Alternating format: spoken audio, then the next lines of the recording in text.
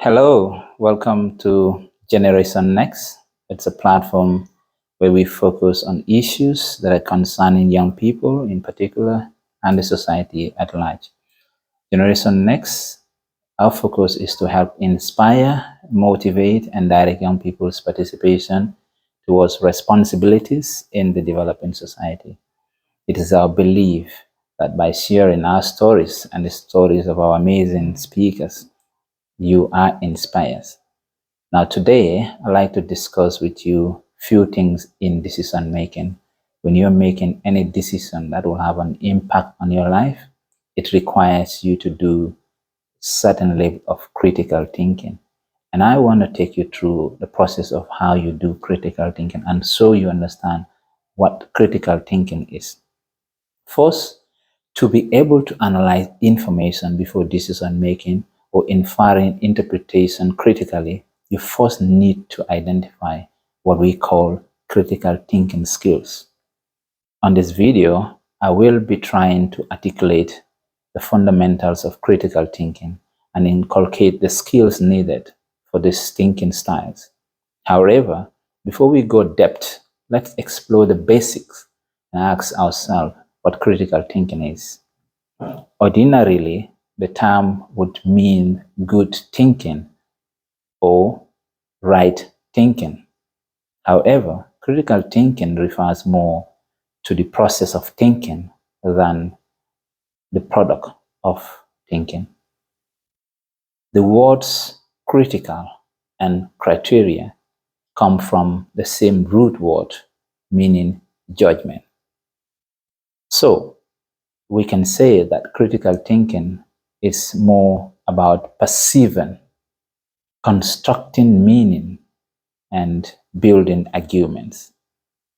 According to Robert Ernest, critical thinking is reasonable and reflective thinking that is focused on deciding what to believe or do. Right? Now that you understand that critical thinking is more about the process of thinking than about the thinking itself or the results of the thinking, as an outsider to this concept, let us explore examples of choices. If you are to choose between two identical products or choices with slight variant that have minimal impact on the outcome of the decision, it will be easy to make choice, right?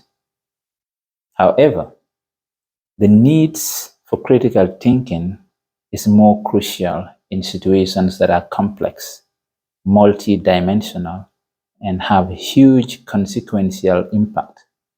This is what we call an open-ended problem, which is when you have many factors affecting many choices that can be interpreted in many ways and that would result in many consequences, this open-ended situation could occur at any time and to anyone.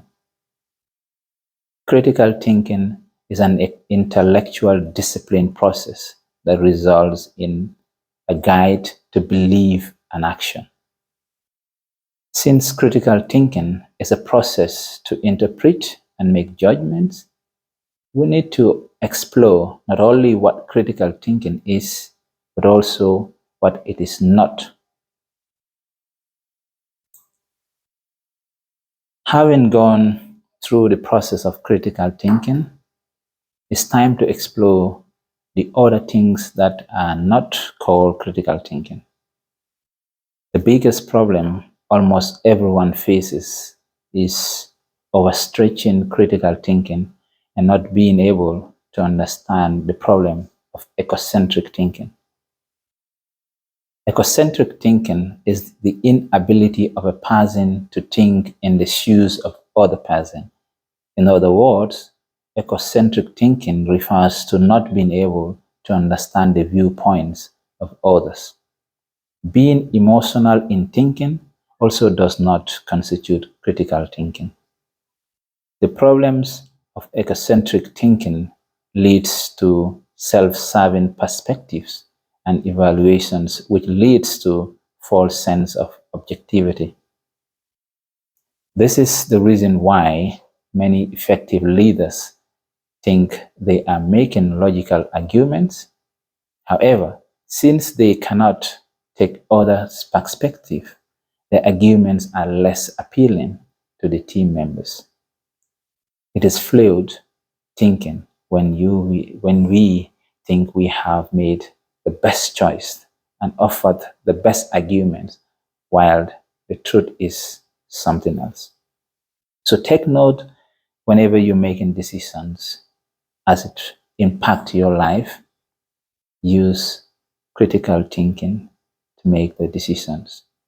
Thank you for watching this video. I hope you find it helpful and interesting. And thank you for following Generation Next. You can continue to like, follow, share our pages. We're on Facebook, Instagram, YouTube, and on TikTok. Thank you very much.